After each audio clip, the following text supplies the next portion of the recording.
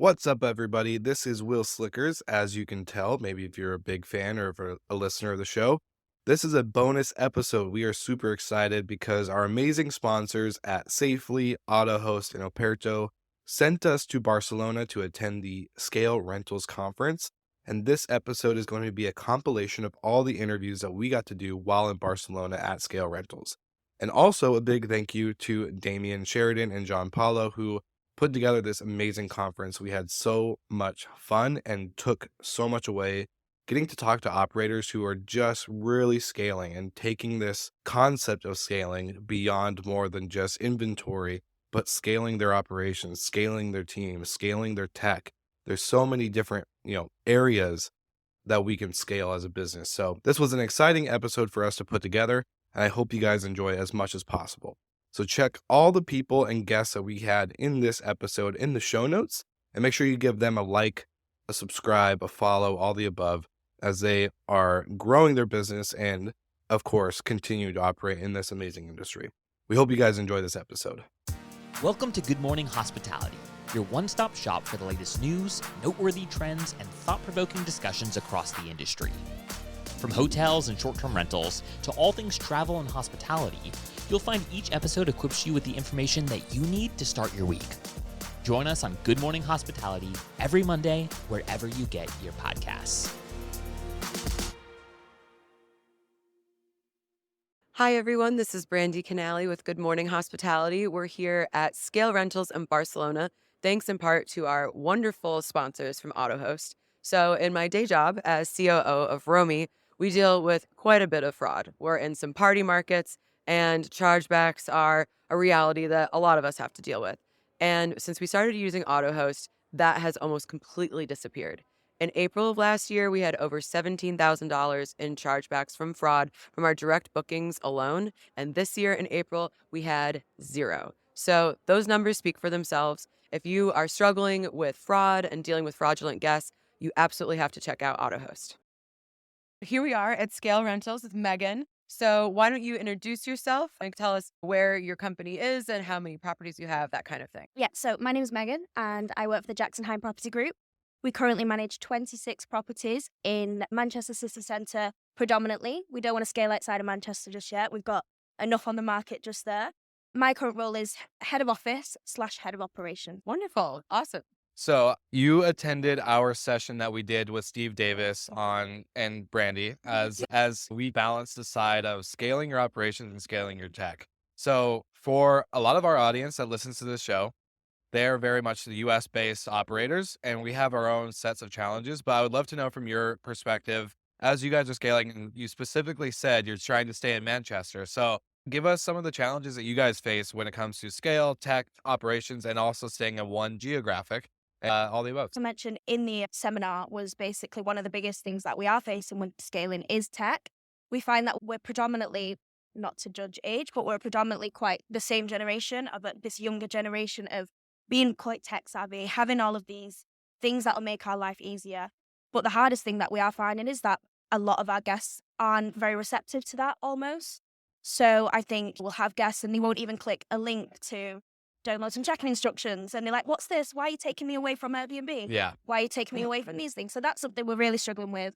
I think, as you said, Brandy, that's just people will catch up. And I think we are moving into a world where you do have to catch up a little bit as blunt as it is.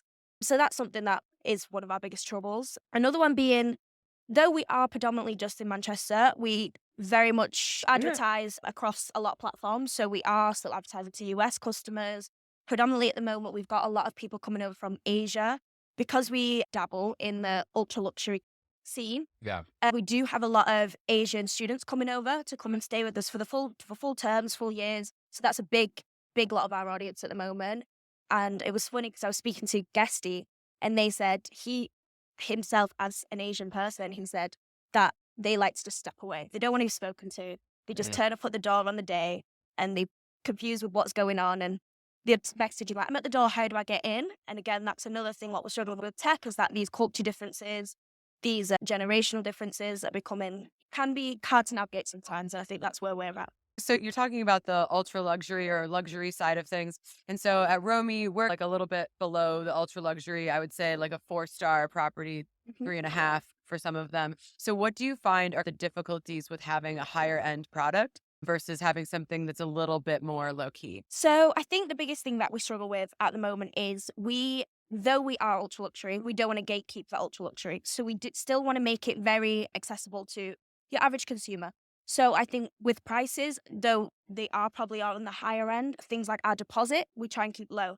So people are spending £600 on, say, one night, but then our deposit's only £250, and still that we still get complaints on. With that, obviously keeping that deposit quite low, we do get people who come and cause this mess, cause this damage. And then they basically say, I'll give an example. We've just recently had a light shade break. A guest broke a light shade. And we took his 250 deposit because that's what it costs for a replacement. That's what it cost us. And he was like, there's no way. There's just no way it costs that much. And we were like, that's what you're Yeah, paying it does. for. It does pay that I much. feel that pain. So I do. That's a really big one. And I think maybe because we're in that weird place where we are ultra luxury, but we are still making it accessible, we're finding that hard balance of not really showing our audience almost in a way. Because Yeah. we want to keep Manchester's not an ultra luxury city. It's a Right. peaceful city, but it's not. We're not getting the rich, the famous, those Sure. kind of people in Manchester.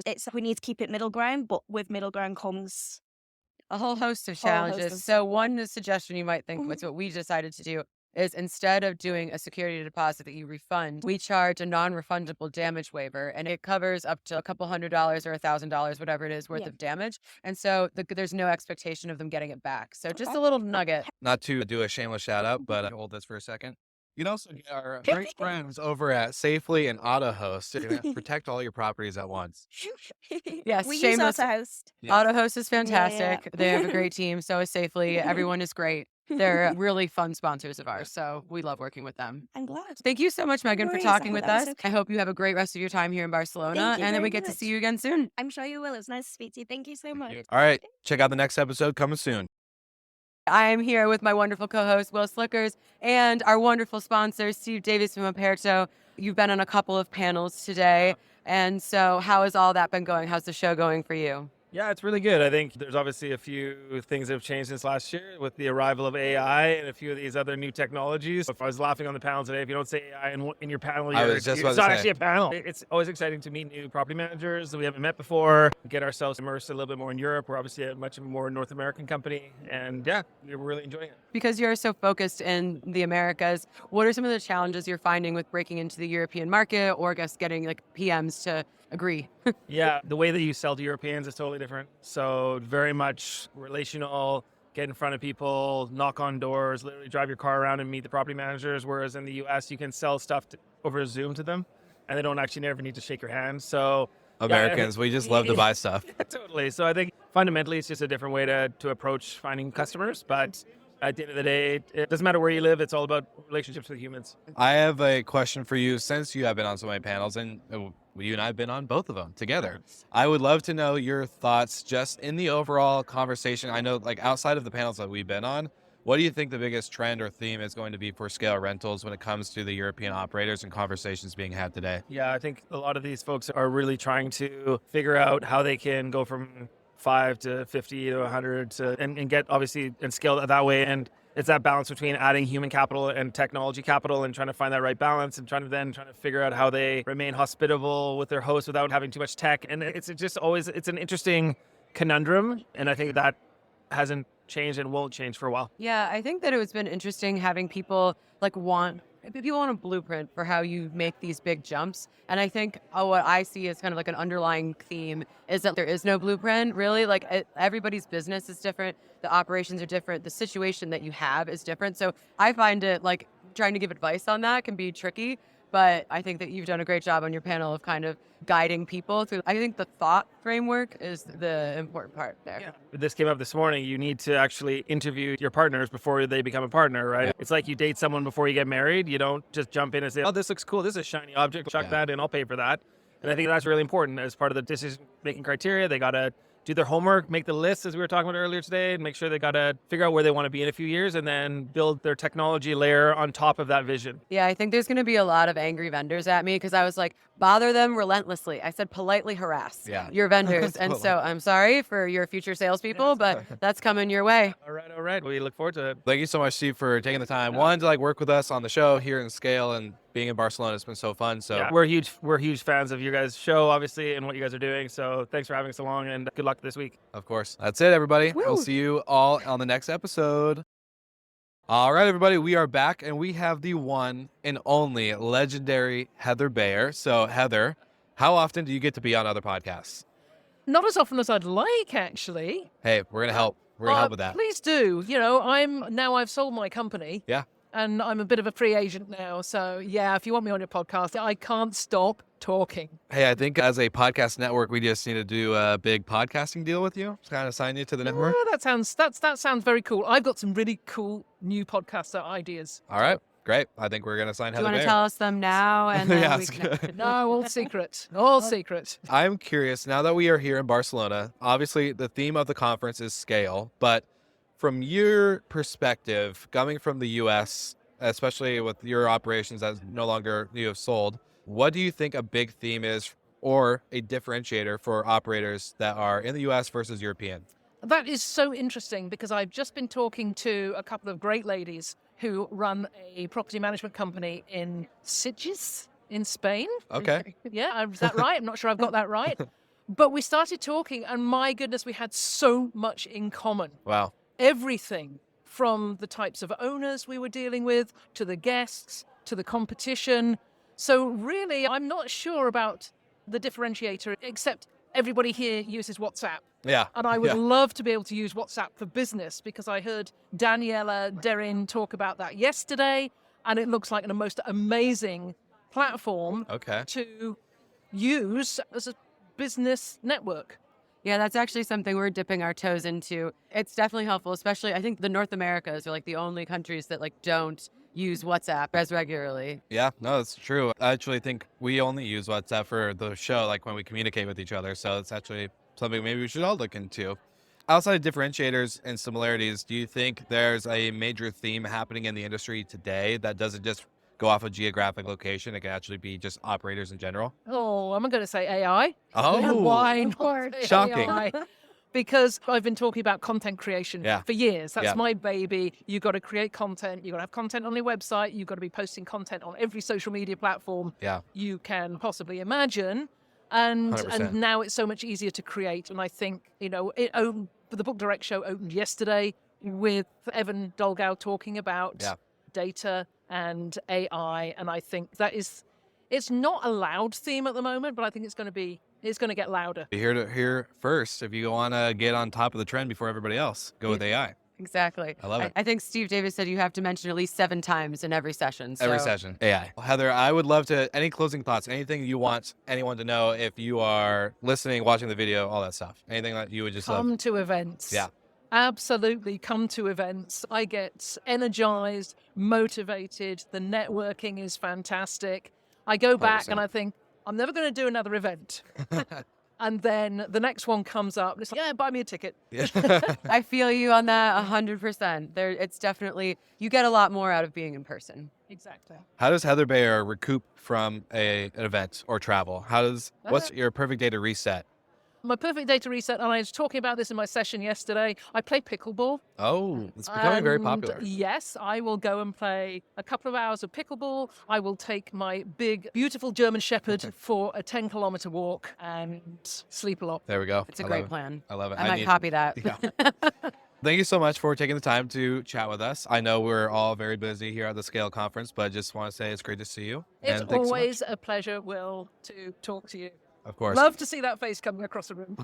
Man, she's too nice. All right. Thank you for tuning in to this another micro interview on Good Morning Hospitality, and we'll be back with another one very shortly. Good afternoon, hospitality. We are here with Classic. Robert. I have run into Robert at more conferences in Europe than I have in America.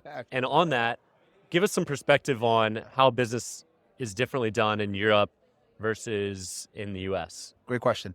I believe that in Europe, although there's corporate travel and business travel, there's a heavy focus or just nature of operations when looking at travel as a leisure vacation type of market. Whereas in the States, there's a very healthy balance of business and leisure travel at the same time. We understand that there's business travel, corporate travel, and then there's leisure and family travel. And many businesses focus on having a balance of both of those. And I know that's true because I've been here in Europe and I've spoken to a lot of operators. And I said, how do you do with your corporate travel or business travel? And they're like, we'll get somebody who comes here and there and they're staying for work. Whereas in the States, we're really focused on this is a business client. We want the client, their referral, their company. We want to see them every year that they participate. You cater every listing. You talk about internet speeds and how quiet the bedroom is. And that's just not something that's done here. Is that what you're saying? They touch on those, right? I think it's more of a sales approach. It's not just the quality of the listing. It's scraping the requests from the client, the business client, and seeing how you can expand on that listing. Hi, I'm coming for a conference. Automatically conference. Contact all the vendors who are at that conference and let them know that you have housing in that area. Who are they? Scrappy. I like it. Yeah. Hey, I'm coming with my company. Automatically, that's referrals. So that one request can become 15 people. So operators have to understand that reservations are sales. And it's not just hoping somebody makes a booking. You have to get on your P's and Q's and say, this request can lead to a massive amount of business if I do my due diligence and put my sales hat on and scrape it. And since nobody likes rejection, people don't like sales. Yeah. Deep. We're getting deep on the podcast today. I like it. What's scared of no? Yeah, I'm guilty of that 100%. I was just talking to, I think, you guys earlier. I was like, I'm terrified of it. My question for you on, a lot of us don't really cover corporate travel. We cover a lot of stuff around like hospitality and leisure and vacations. You have been a very impressive person to watch on social media from LinkedIn and all your posts that you guys have done on how you guys have scaled so much in the last couple of years, especially during COVID. What is something that any listener today, whether they're a destination manager in the US and Europe, wherever, can apply to their business in order to attract or become a better operator for business travelers? Don't think, first of all, demystify the thought of what business travel and corporate travel means. Corporate travel doesn't mean a business person that's stood at your listing. It's people who use corporate accommodations or business accommodations. It's people who are using your listing for their business stay. And don't think that just because you're in a destination market that you don't have access to business travel. You don't need to have the doors. You need to have access to the doors. You need to come to events like this or any conference and partner up with other operators who may be in a market where business travelers attend, and then send them businesses, leads that come your way, and connect with them and build off of them. You don't need the doors. You need access to the doors. And I think that's what a lot of operators say. This is the beach, only beach people come here. But if they stay in the next city next to you, and that's your client, you can eat on both ends of it. And I think you've touched on two things people are sometimes scared to do, which is go out and sell, and two, go out and socialize. And there's a lot of people especially in singular vacation rental markets that say, I don't need to go because I've been in this market for 20 years. Yeah. I know it in and out. But if you have these relationships that you can throw business back and forth to other markets, or at my company, we have a client who has 10 corporate bookings from a major company a year, but they only want to do 5 at hers. So she has to go and find additional people or additional properties to house the other 5. I think you are one of the best networkers at these businesses. But what's 1 or 2 tips of getting people out of their shell and meeting new folks? The person that you're speaking to is just as nervous as you are. So when you go on an interview, the person you sit down with, they're just as nervous as making the right decision. So the person you're speaking to is just as nervous as you are. So that should reduce your anxieties, right? That's one. And everything is a no until you ask. So you might be walking by me and you might be the connection that I need that changes my entire business for the next 5 years. Yeah. And if I never speak to you, it'll never happen. So like we say in the Amen. States, you can't Shoot hit your the ball, shot. you don't swing. Yep. Yeah. Got to shoot your shot. Yeah. Shoot your shot. That's it. I love it. Robert, thanks for doing this mini interview with us. Obviously, we have to have a one-on-one chat for you and I to do a Slick Talk episode. But outside of that, this has been fun. Anything you want to leave listeners today before we end off? Immerse yourself in this industry. Get to work. Get to meet the people. Become a student of what you do. Absolutely. Yeah, don't be just a follower. I love it. Couldn't agree more. All right. Next episode coming out soon. Good afternoon, hospitality. So glad to be here with Dave Cordner. If you have an Instagram or TikTok account and you're in the hospitality industry, you've probably run across this guy. He is a bit of a legend, probably one of the best in the industry at doing it. What's your secret? The secret is it's passion for Belfast. So I love showcasing my city. I'm really passionate about it. I feel like it doesn't get the recognition it deserves. And I'm here to change that and to get people coming and visiting, experiencing our amazing city. And passion definitely oozes itself when, especially when you get in front of a camera or you can speak directly to your audience. You're more often on the other side of the microphone, walking around, asking random questions. Yeah. Give us a story of the good and the bad. What's a great outcome that's come from it? And then what's like the most awkward thing you've run into? The good things are I got my passion for property management from meeting the guests when they would arrive in Belfast, because often back then, we're talking 10, 15 years ago, there was no Titanic building, there was no Game of Thrones tours. People weren't really coming in their masses, so I loved telling them all about all the places to go and then seeing the reaction whenever they were checking out about how awesome a time they had. So the wins are always just, I love speaking to Americans. They're the nicest, most forthcoming people to speak to whenever you shove a Always a microphone smile in on the someone's face. face. And we love to talk. Yeah, but it's great. I've heard all sorts of stories about people. It's the traditional, I'm coming to find my roots, but then I spoke to someone recently who was trying to track down an artist from Northern Ireland, and she was going on this big trail. So not related at all, just really loved this artist. So I love hearing those stories about why people come to my city. Awkward ones, there have been a few. I suppose one, so I saw a guy, and you can tell when someone isn't from Belfast, when someone is a tourist. So I approached this guy and said, "Are you a visitor visiting Belfast?" He said, "Yeah." And I got on live camera and was like, "So what are you here for?" And he was like, "Oh, I'm a refugee from Ukraine." And I was like, "Oh, okay." And this is live? We used it. We did put it out there, but I had to be I didn't say, Sensitive. "What brought you to Belfast?" Because he's like, "The war in Ukraine." I was like, "So do you I enjoy don't this?" really want to be here. Exactly, yeah. So it was all my questions were like out the window. And yeah, I had to try and be a bit more sensitive, but he was super grateful to even have the chance to come to Belfast and was really appreciative of the welcome that they had received. Yeah. And so when you've reached kind of social media fame in Ireland, how did that kind of come about? Belfast is a small place, and there aren't many people putting their head above the social media parapet and putting themselves out there. So I think when people see that what I'm doing is genuine, it's a genuine passion. I'm not trying to convert people from watching the videos into just booking. A lot of people who watch the videos are from Belfast, and they see that we're very self-deprecating in Belfast in Northern Ireland. We don't see the beauty and the amazing things that we have in that city. So I think people can maybe respect what I'm trying to do. And yeah, I'm helping the tourism bodies do it for free, basically. Yeah, that helps. How long have you been at it, and have you seen dividends? I know you say you don't track it, but have you seen it pay dividends for your business? Absolutely. So I started during COVID, and I think like a lot of people who want to get in front of a camera and make videos, it's easy to put off until a rainy day. And there was no rainier day than COVID. So I thought I have to do it now. So I started, and as I said in my presentation, my first videos were, I swear on this, they were shit. But as you get better, as you keep doing it, you get slightly better and better. And yeah, there have been dividends. So we get a lot of direct bookings from our websites. We get a lot of recommendations from people who have seen our stuff and know that we're a good place to stay. But also we've grown our property portfolio based on the fact that people trust me. I'm the guy who runs the company, and I'm also the guy drinking the Guinness and interviewing the tourists. So that goes a long way in garnering trust with our clients. Yeah, I think that's a big one that in your presentation, I don't think people caught on quite as much on the supply side. Supply acquisition can actually be done by building your name, building your personal audience, as much so, if not more so, than the demand side. The demand side's great. That's why you're doing it. But as a byproduct of it, you've grown from how many properties to... Yeah, so we had 20 properties at the start of COVID, and we're now at 75. And I actually have a separate TikTok and Instagram account because the Central Belfast is all aimed at guests and visitors to the city and hospitality and things to do. But my other one, which is where a lot of the property acquisition has come from, is showing people what is possible from property management and from short-term rentals. And a lot of property investors don't really know the details of what is possible. So I educate them. I say this property makes this much. This property rents for this per night. This is our occupancy. I share our wider figures.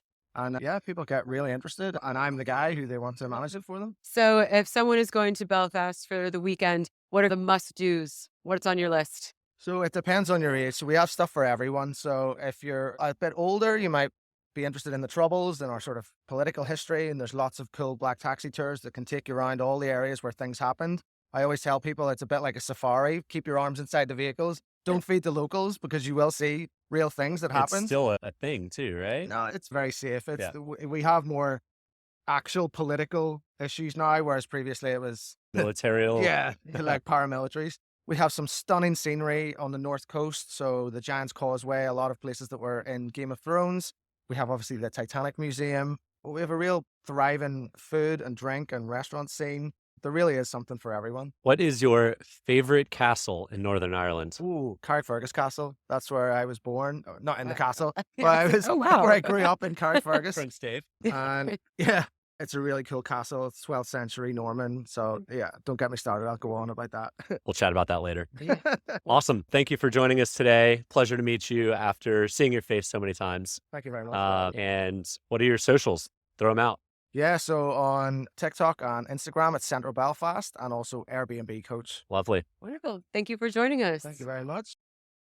Hi, everyone. I'm here with my wonderful co-host, Will, and Mark from Boostly, and we're here at Scale. So, Mark, how's the week been for you? Very good. I've loved being here. Different audience than what I'm used to with 20, 30, 40, 50 plus property owners. But it's been amazing. Just been listening and watching a few talks. Had a great time. Good fun on the night times. Good times. Great times. Great times. Too much fun? Yeah, Too much a fun? little too much fun for everyone listening. I'm curious to know, because a common thing that we've been asking other people on this micro interview series has been themes, conversations, topics, etc. Maybe even is there differentiators between U.S. operators and Europe? And actually, from Heather Bayer on one of these micro interviews, said actually there wasn't a lot of differences at all. So I would love to know your opinions and thoughts as we're wrapping up this conference. But obviously the main theme of the last few days has been scale. When you scale, you've got different problems than when you're 1, 2, 3, 4, 5 properties in. So it's been really interesting to see the conversations and the questions from the people that have been speaking. I just listened to Richard Vaughan talk about the PMS and how his visions and goals and for PMS problems and stuff, which was very interesting. And then obviously Amber earlier today was talking about recruiting. And for me, we at Boostly, we are recruiting loads. And how she talked about branding with recruiting, I was sending messages to our COO saying, hey, we should tap into this. So it doesn't just affect property managers here. I think the vendors have got as much from the property managers because I think we're all scaling, growing in our own little ways. I think it's been interesting because we've obviously gone through, at Romy, went through a big scaling period and it happened really quickly. And so it's been interesting to have people come to this event and plan their scaling and have that ability to get some wisdom. I think when we went through it, it was just a baptism by fire. So I think it's great when people can have a blueprint and also get some wisdom from people that have gone through this before. It's great. There's a lot of collaboration, and I think it's really interesting to see everybody come together. And you're right. I think the vendors also get a lot from this. I think my two biggest takeaways. Number one, you can only fit 3 people in a lift. And number 2, future Brandy. Yes. Yeah. Future Brandy. Stay tuned for future Brandy, how she's doing when she gets back to the U.S. and for the lift story. Mark, thank you so much for being a great friend with us, not only at Scale, but just part of HFM and everything else you do in the industry. I love getting to hang out with you in Nashville and now, of course, Barcelona. And it's just been great. And I just think what you guys are doing and how you guys are scaling and building up Boostly is super incredible. And yeah, I'm just super excited to be here with you, man. So thank you. Look at this. A group hug, little group hug. Hello, we are here with Andrew from Safely. How's it going? Going great. Barcelona's beautiful. First time in Barcelona? No, I've been here a lot. It's my Many, favorite many city in the times. world. Is it? Yes. All right. I Yes. got to get some tips from you. Okay. So, Andrew, I've known you for almost a decade. Can you believe that? You hung out in our office Early days. in the early days. Very early days. We've come a very long way. I didn't know you were going to make the jump into Europe. How recently has this happened? About 5 weeks ago, our highest performing person in the U.S., Heather, moved to Amsterdam to launch in the EU. She's been here 5-6 weeks, and we're about 8 weeks from getting our license. So then we can operate in all of the EU and the UK. And the business is genius because not only are you protecting the properties, but the property managers can also make a margin off of it. Can you explain a little bit about how this benefits property Absolutely. managers? Yeah. It's a really great program, mostly because everyone's protected. The guest is protected from their own stupidity, their own damage. The homeowner is protected from their liability and then anything of theirs that breaks. And then the property manager is protected because the property manager has liability because they're running the house and they're cleaning things and they're fixing things.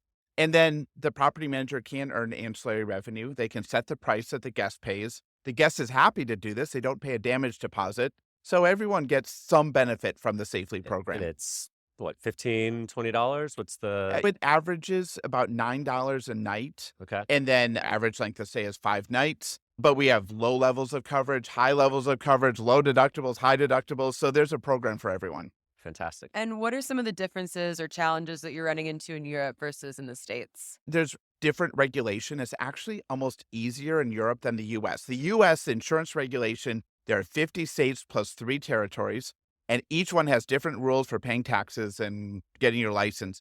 Europe has actually figured out how to work together other than the U.K., and it's made it, at least there's a standard set of expectations that we can meet. That is actually very surprising. I know. They figured out how to play nicely. In the insurance segment, because it is so hard in America. Exactly. Banking and insurance, the EU has figured stuff out. The other thing that's really different in the EU is they're just not as litigious as we are in the United States. They don't sue every time they're upset, every time they make a mistake and they want to blame someone else. So the liability cost or the insurance to cover your liability is much less because there's just not a culture of making someone else pay for all of your mistakes. So higher margins in Europe is what you're saying. Lower prices. Oh, Lower even prices. better. Even better. But what's next for Safely? Is you guys have gone through this insane hyper growth phase. I've been through that a couple times at a couple companies. It's a lot of fun. Everything's moving. Everything's breaking and fixing and growing. What's been the best part and the most challenging part? The best part is we've been able to bring on some great team members, and they're just, some of them are thriving and they're doing a great job. They're getting responsibilities they wouldn't have had otherwise. They're doing things with their families they couldn't have done otherwise, and it's really fun.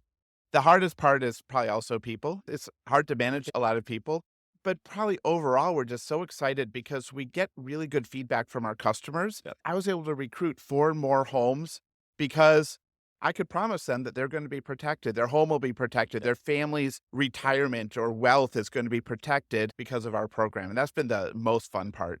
Yeah, 100%. And the things that homeowners care about the most, how much are you going to make me and how are you going to take care of my house? Yeah, this house is my largest asset. I'm going to move here when I turn 55, 65. This is my future house. And it's valuable. And they're more passionate about it than their primary house. And it's usually a more expensive house. Exactly. They have their neighborhood, they have their community, so they stay in their normal house that they bought earlier in life, and now they have more money. Got they this get dream. the dream house. And then if they can rent it, they're building up a great asset, but they need that asset later on in life. I have one more question. Okay. How do I get one of these shirts? You guys rock these at every I know conference. these awesome vests. You stand out like as far away as possible. As far as the eye can see. It's genius. Played. Thank you. Good branding. Thank you. Yeah, we fix problems, and so we have our vests on. We're safety vests. Our safety vests, exactly. Right. Thank you so much for taking the time to talk to us. Thank you. Good morning, hospitality, and welcome back. We are day 2 here at Scale Rentals in Barcelona, and what a special opportunity and a guest that we have with us today. If you haven't heard of OVO Network, you're about to, but they're incredible, amazing company. I've heard of you guys. I actually knew of your dad first in 2019, 2020-ish area, and getting to meet you and see what you've done with the company, OVO 2.0, as you call it. And yeah, I would love for you to introduce yourself for any of the listeners, any of the audience paying attention today, and then we'll jump into some questions. Thank you so much for the introduction. Hi everyone, my name is Louis Andrews. I'm the director at OVO Network France. OVO Network is a high-end chalet booking platform. We have 150 properties that we manage exclusively. The key stats that I was saying, and I've been saying over the past 2 days, is that we get 75% of our bookings direct and a year-round 65% occupancy rate. So we are not just a winter destination. Because most people say, so you do ski chalets, right? And I'm like, no, we don't. We do high-end, all-around chalets. And we were there in 2021. We were. There was an event in Annecy. Yep. Absolutely most gorgeous place I've ever been. Did you grow up there? Have you lived your whole life there? How is it being raised in a place and you leave and nothing can really compare to it? Yeah, but the magic definitely does not work the same when you've grown up in that environment. Because I now live in Paris, but I go to Annecy once every 2 weeks. And I'm enjoying Annecy way more since I moved away from it, because you basically come back into that environment, especially seeing as our office, as you were at the office as well. I saw pictures of you last night at the offices a few years ago, getting a few beers down. Yeah. As one does. Exactly. That's what we're here for. And business. And yeah, so the office gives onto an amazing lake, amazing mountains. It's ideal. My parents moved to the area when I was 4 years old. So I'm what we call a bi-native. So a bi-native is that right now I'm speaking English and you all think I'm English. Mais je pourrais vous parler en français, vous croirez que je suis français. And so obviously Said something in French. Yeah, I said something in French. So what's good about that is that we've actually got a team of people. So there's 5 of our team now, 5 of our core team are all bi-native as well. So there's like mixture in between French, English, French Americans, etc. But it's a really strong part of our company culture because we're all these young bi-native people that understand different cultures and what it's like to be from different cultures as well. So I actually want to jump into the culture piece that you and I were just talking about, kind of behind the scenes. And you were talking about how you've basically you went after a team that's young, ambitious, and just really wanting to get into the business deeply. Yeah. And how much has that really impacted inheriting a company or a business that's already set up before you to now really creating a new version? How's that been for you? Yeah, it's a gift and a curse. So you're inheriting a company that's already successful. So you're not building your inventory from the ground up. You've already got something there. However, with regards to like the structure that was in place, the protocols that were in place, there were none. Effectively, basically, the way that my dad was running the business from 2008 to 2020 was around around the kitchen table. So basically, his neighbor, who was just a random farmer, would be like, "Oh, I'm looking for a job. Have you got a job?" And my dad would be like, "Yeah, here's the job." And then the farmer would be our account manager, which is lovely. But when you're inheriting that, you're okay. Now I have certain people that aren't in the business to be in the business. So basically, I think the transition is from a lifestyle business to a serious business. I was talking to somebody about our revenue, a lawyer, a couple of weeks ago, and I was talking to him about like our figures and our stats and the money that's coming in, and he was like, "Oh, so you're actually a serious business?" And I was like, "Yeah." And maybe it'd be time to take yourself seriously then. So that's the thing. Wow. I like that. I like it, and that's me and the team that are here, Rafi and Jess. That's what we're trying to strive that thing forwards. Yeah. But we're reinventing ourselves and pushing things forwards, and we feel like there's huge potential for us to really tap into now as well. Yeah, I have to say, one of the cool things about the industry, there's a lot of young, fun, smart, ambitious people. And there's also the older guard who has set up these amazing lifestyle business. Yeah. It's really cool to see the transition to a younger generation. Yeah, you can feel it in the air, especially this year. I feel like you can really feel that there's like a lot more younger people that are coming in and telling the old geezers how to do things, basically. Layering on top of that, multi-generational companies often dip, but you guys are going the opposite direction. It's fantastic to see someone taking it, owning it, having the energy about it, because to scale from a lifestyle business into documentation, it takes a different mind, and the team revamping. So all of your team is bi-native, and they're all incredibly ambitious. Revamping to multi-generational businesses, bi-native people. How do you find those people? Because Annecy's not a very big place. So are you recruiting outside of Annecy or? Yeah, so that's actually one of our really big challenges is that we're not in sunny Barcelona. We're in a remote town next to Geneva. That's a great tourist destination, but not really a destination for people to go and work from. I think what's interesting is that we've got 2 ways of recruiting people. We've got a cloud team, we call them. So they're people that work remotely from all around the world. Yep. And then we've got an Annecy-based team who work from our offices in Annecy, who are our full-time employees. I have 7 full-time employees that are based out of Annecy. Their average age is 25 years old. And one thing that I find really important is like the team culture aspect of things. So to give you an idea, and this is like unheard of in France, is that like basically they're allowed to work from the office whenever they want, but from home whenever they want. It's a 4-day week. They're allowed to take as many days off as they want, as long as they're not taking the Michael.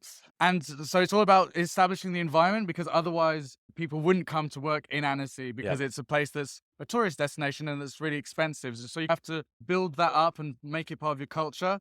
And then what's cool is that and this is going to sound very American of me. We're a tight knit, and so we're this really Work tight-knit- culture, family, yeah. So weirdly, we've got a tradition now. We've done this for 3 years where our team get together. We have many, but our like anniversary team get together, which isn't even on our anniversary, is on the 5th of May. So Cinco de Mayo. And so it was 2 weeks ago, and we basically had this huge Mexican day where we ate tacos for the whole day. You are an American business. Drinking tequila. Exactly. So we try and take the best parts of the American culture whilst also taking other parts as well. And that's all about, that's by nativeness, different culture. And that's incredibly hard to do. So kudos to you for building that. We have a multinational staff, and getting everyone to row in the same direction and understand it comes from the top. It comes from you setting, you can have unlimited vacation, but this is what I'm doing. And I mean, it's all about responsibility, delegation, clarity of, okay, I'm holding you accountable for things. And at the end of the day, if you do whatever you need to do in 10 hours or 15, I don't really mind, just as long as I can see that you're passionate about what you're doing and you're invested and you're having fun, and it's good. So that's what I'm trying to push forward, for sure. Fantastic. Revamping the team, taking over, putting in processes. What's the next step for OVO? Okay, so it's belief in our products, which we know is really strong. We've developed our own PMS since 2008, so we've got our own tech stack. We hardly use any third-party service providers or software providers at all, like literally hardly any at all. So we've got this really strong product. We know that if you're a owner of a mountain property and you want to make money, we are the best solution for you. I can guarantee that if you listen to us with regards to how to market your property and how to price your property, you're going to make more money with us than any other of our competitors or any other company. So now it's the next step and the next challenge is to take that kind of bravery and trust and respect in what we offer and be brave enough to go out there and say, look, hi, do you want to make money? Come with us. Telling that story. This is how good we are. Yep. And what's interesting is if you come to an event here today, obviously you're talking to loads of industry people who understand that, oh, wow, you've got your own PMS. Wow, that's amazing, blah, blah, blah. 75%. Yeah. Exactly. You say that to a random owner, they're like, great. Shouldn't you get all of the bookings? Yeah. Okay, cool. So it's a question of education as well. Yep. But again, like with the right team, you can have that courage and that bravery to actually go out there and fight for your product and your beliefs, which is really important. Fantastic. I love the way you said the framework of this is what we built. Now, this is where we're going. If you are impressed by this, just wait until you see what we do. Come along for the journey. I want to touch, just before we wrap up the episode, on the conversation with your dad. How does that go from, hey, having that lawyer tell you like, oh, a real business, you want to take yourself seriously. How does that kind of conversation and dynamic happen, especially with that was something he built and started, and then now you're taking over and hearing that? It's not an easy conversation, I can't imagine. And did you always know you wanted to do yeah, it? Seriously. Yeah. Okay. So what's interesting is that my dad he went to art school originally, okay? And then he founded his own music labels and he had a recording studio until around like 1995-ish. He then basically, that stopped. He was passionate about skiing. So he moved to France with me and he basically was living like a skier life for ages.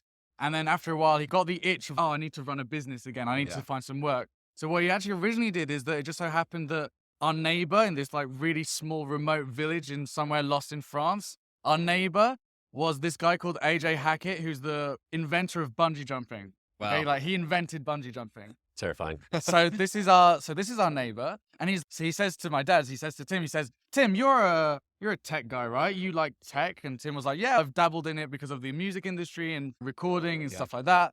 And so the neighbor AJ, I've got bungee jumping sites all over the world, and I really want people to be able to book online rather than booking via phone.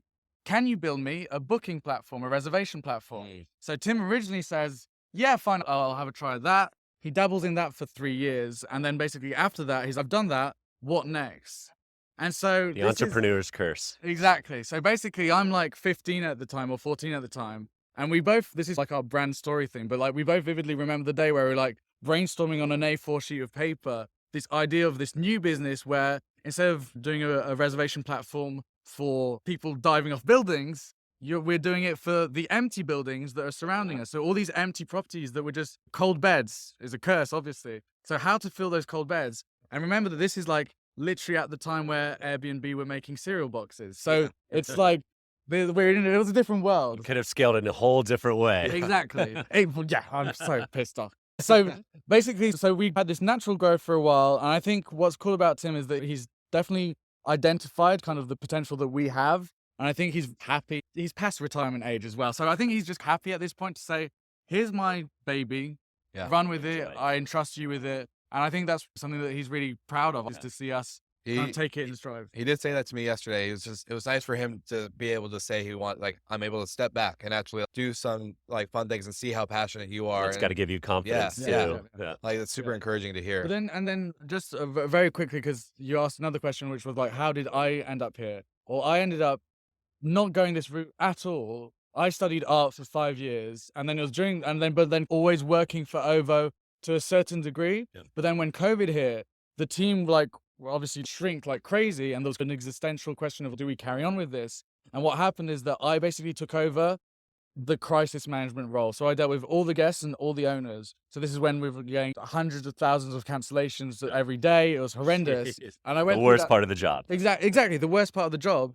And then came out of that on the other side, where I think our 29 best months with regards to revenue and performance, our top 29 months have all been since COVID. So basically, that was okay.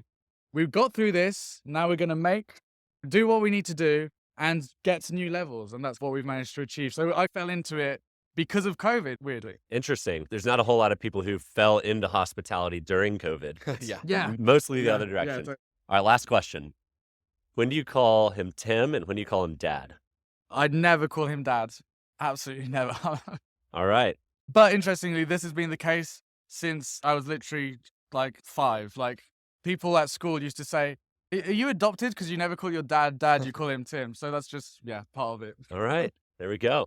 I love it. Thank you for taking the time to chat with us today. Obviously, incredible story. I think we need to do a deeper dive at a non-conference setting. I think a virtual recording would be amazing. But thank you for doing what you're doing and for taking the time. Appreciate it. And enjoy Barcelona. Welcome to Good Morning Hospitality, your one-stop shop for the latest news, noteworthy trends, and thought-provoking discussions across the industry. From hotels and short-term rentals to all things travel and hospitality, you'll find each episode equips you with the information that you need to start your week. Join us on Good Morning Hospitality every Monday, wherever you get your podcasts.